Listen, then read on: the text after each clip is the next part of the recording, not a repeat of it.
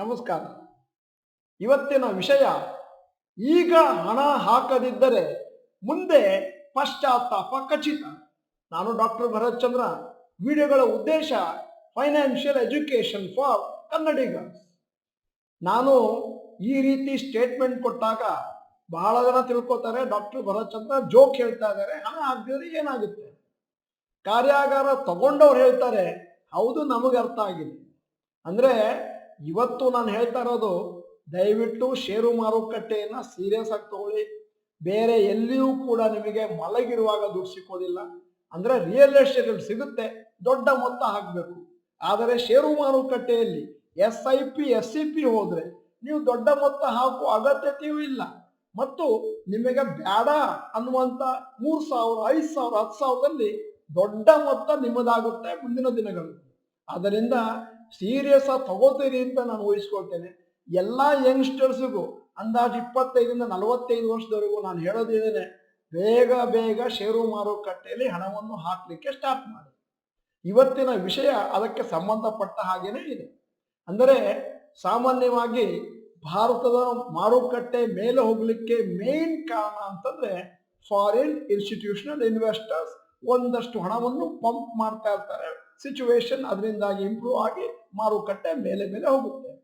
ಆದರೆ ಇಂದಿನ ದಿನಗಳಲ್ಲಿ ಗುಡ್ ನ್ಯೂಸ್ ಏನು ಅಂತಂದ್ರೆ, ಒಂದಷ್ಟು ಸಿಚುವೇಶನ್ ಚೇಂಜ್ ಆಗ್ತಾ ಇದೆ, ಸನ್ನಿವೇಶ ಬದಲಾಗ್ತಾ ಇದೆ. ಇಂದಿನ ದಿನಗಳಲ್ಲಿ FIIs ಹಾಕಿದ್ರೆ ಮಾತ್ರ ಮಾರುಕಟ್ಟೆ ಮೇಲೋಗ್ತಾ ಇತ್ತು.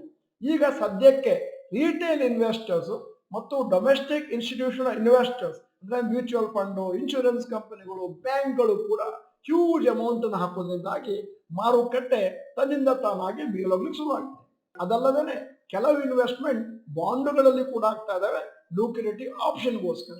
ಈಗ ನಿಮ್ಮ ಮುಂದೆ ಒಂದಷ್ಟು ಅಂಕಿ ಅಂಶಗಳನ್ನು ಇಡುತ್ತೇನೆ, ಅದನ್ನು ನೋಡಿದಾಗ ನಿಮ್ಗೆ ಅನ್ಸುತ್ತೆ, ಹೌದು ಈಗ ರಿಟೇಲ್ ಇನ್ವೆಸ್ಟರ್ಸ್ ಅವರ ಪಾತ್ರ ದೊಡ್ಡದಾಗಿದೆ. ಉದಾಹರಣೆಗೆ, how FIIs and DIIs inflow has impacted Sensex. Sensex 100ರಿಂದ 10,000 ತಲುಪಬೇಕಾದ್ರೆ ಫೆಬ್ರವರಿ 2006 ಆಯಿತು. ಮತ್ತು ನಂಬರ್ ಆಫ್ ಡೇ 5,793 ದಿನ. FIIs ಇನ್ಫ್ಲೋ ಆ ಟೈಮಲ್ಲಿ data not available. DII also ಸದ್ಯದ ಮಟ್ಟಿಗೆ ಮಾಹಿತಿ ಇಲ್ಲ. ಈಗ 10,000ರಿಂದ 20,000 ಸೆನ್ಸೆಕ್ಸ್ ಹೋದಾಗ ಅದಾಗಿದ್ದು ಡಿಸೆಂಬರ್ 2007 ಅಲ್ಲಿ. ನಂಬರ್ ಆಫ್ ಡೇಸ್ ಕೇವಲ 462. FIIs 1,00,000 ಕೋಟಿಯನ್ನು ಹಾಕಿದ್ವು. DIIs ಆ ಸಮಯದಲ್ಲಿ ಹಾಕಿದ್ದು 22,581 ಕೋಟಿ. ಮತ್ತೆ ಮುಂದಕ್ಕೆ ಹೋಗ್ತಾ ಇದ್ದಾಗೆ 20,000ದಿಂದ 30,000 ಸೆನ್ಸೆಕ್ಸ್ ಹೋದಾಗ ಏಪ್ರಿಲ್ 2017 ಆಗಿತ್ತು. Number of days 2,318.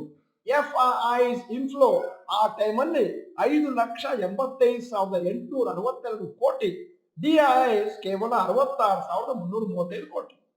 ಮತ್ತೆ ಸೆನ್ಸೆಕ್ಸ್ 30,000ದಿಂದ 40,000 ತಲುಪಿದ್ದು ಜೂನ್ 2019. Number of days 520. FIIಗಳು 52,792 ಕೋಟಿ ಹಾಕಿದ್ರೆ DIIs ಈಗ ಸ್ವಲ್ಪ ಜಾಸ್ತಿ ಆಯಿತು, 1,79,954 ಕೋಟಿ ಹಾಕಿದ್ವಿ. ಈಗ ಮುಂದಕ್ಕೆ ಬರ್ತಾ ಇದ್ದೇನೆ, 40,000ರಿಂದ 50,000 ಬರಬೇಕಾದ್ರೆ ಫೆಬ್ರವರಿ 2021 ಅಲ್ಲಿ total number of days 416. FIIs inflow 2,18,552 ಕೋಟಿ. DIIs ಅದೇ ಸಮಯದಲ್ಲಿ ಹಾಕಿದ್ದು ಕೇವಲ 3,597. ಮುಂದಿನ ದಿನಗಳಲ್ಲಿ ಮತ್ತೆ ಬದಲಾವಣೆ ನೋಡ್ತಾ ಹೋಗಿ 50,000ರಿಂದ 60,000 ಸೆನ್ಸೆಕ್ಸ್ ಹೋಗ್ಬೇಕಾದ್ರೆ ಅದು ಸೆಪ್ಟೆಂಬರ್ 2021 ಅಲ್ಲಾಗಿದ್ದು ನಂಬರ್ ಆಫ್ ಡೇಸ್ 158 ದಿನ ಮಾತ್ರ. FIIs 42,787 ಕೋಟಿ ಹಾಕಿದ್ರೆ DIIs ಅದೇ ಅವಧಿಯಲ್ಲಿ 37,890 ಕೋಟಿ ಹಾಕಿದ್ರು. ಈಗ 60,000ದಿಂದ 70,000 ಸೆನ್ಸೆಕ್ಸ್ ಹೋದಾಗ ವಿಚಿತ್ರ ನೋಡಿ, ಡಿಸೆಂಬರ್ 2023 ಅಲ್ಲಿ number of days 551. FIIs inflow -70,008 ಕೋಟಿ. DIIs ಅದೇ ಅವಧಿಯಲ್ಲಿ 5,23,505 ಕೋಟಿಯನ್ನು ಪಂಪ್ ಮಾಡಿದ್ದಾರೆ. ಅಂದ್ರೆ ಇದೀಗ ಫಸ್ಟ್ ಟೈಮ್ ಸೆನ್ಸೆಕ್ಸ್ ನ ಚರಿತ್ರೆಯಲ್ಲಿ 10,000 ಪಾಯಿಂಟ್ ಮೇಲಕ್ಕೆ ಹೋಗಿದ್ದು DII ಇನ್ವೆಸ್ಟ್ಮೆಂಟ್ ಇಂದಾಗಿ. ಅಂದ್ರೆ 60,000ದಿಂದ 70,000 ರ್ಯಾಲಿ. FIIಗಳು ನೆಟ್ ಸೇಲ್ ಮಾಡಿರೋದು 70,000. ಆದರೆ DIIs ಒಳ್ಳೆಯ ಹಣವನ್ನು ಪಂಪ್ ಮಾಡಿದ್ದಾರೆ ಮತ್ತು ರಿಟೇಲ್ ಇನ್ವೆಸ್ಟರ್. ಅದೇ ರೀತಿ ಹಿಂದಿನ ದಿನಗಳನ್ನು ನೋಡಿದ್ರೆ FII ಕಾಂಟ್ರಿಬ್ಯೂಷನ್ ಜಾಸ್ತಿ, DIIಗಳ ಕಾಂಟ್ರಿಬ್ಯೂಷನ್ ಕಮ್ಮಿ ಈಗ ವೆನ್ ಕಂಪೇರ್ ಟು ಟುಡೇ.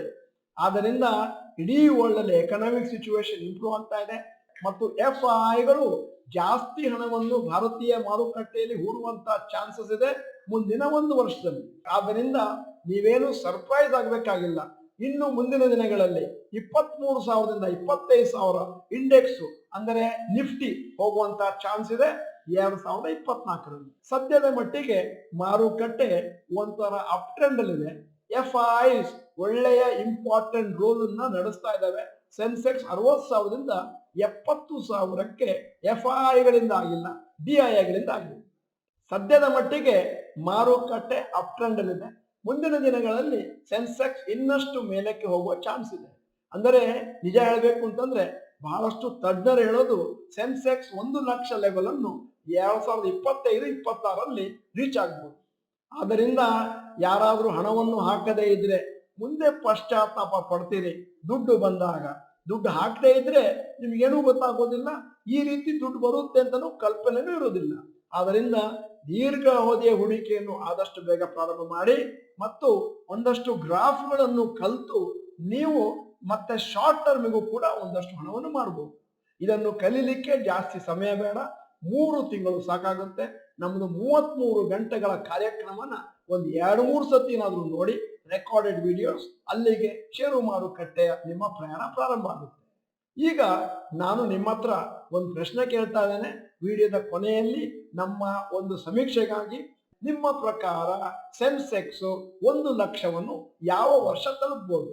4 ಆಯ್ಕೆಗಳು 2025, 2026, 27 ಮತ್ತು 28. ನೀವು ಡಾಕ್ಟರ್ ಭರತ್ ಚಂದ್ರ ಇನ್ಸ್ಟಿಟ್ಯೂಟ್ ಕನ್ನಡ ಚಾನೆಲ್ ಮೆಂಬರ್ ಅಲ್ಲ ಅಂತಂದ್ರೆ ಇದೀಗ ಸಮಯ ಸಬ್ಸ್ಕ್ರಿಪ್ಷನ್ ಬಟನ್ ಬೆಲ್ ಐಕಾನ್ ಒತ್ತಿ. ವಿಡಿಯೋ ಚೆನ್ನಾಗಿದ್ರೆ ಲೈಕ್ ಬಟನ್ ಒತ್ತೋದನ್ನ ಮರಿಬೇಡಿ.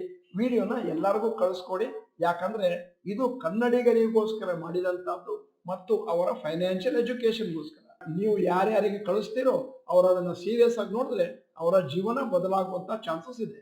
ವಿಡಿಯೋನ ಸಂಪೂರ್ಣವಾಗಿ ನೋಡಿದ್ದಕ್ಕೆ ಧನ್ಯವಾದಗಳು. ನಮಸ್ಕಾರ.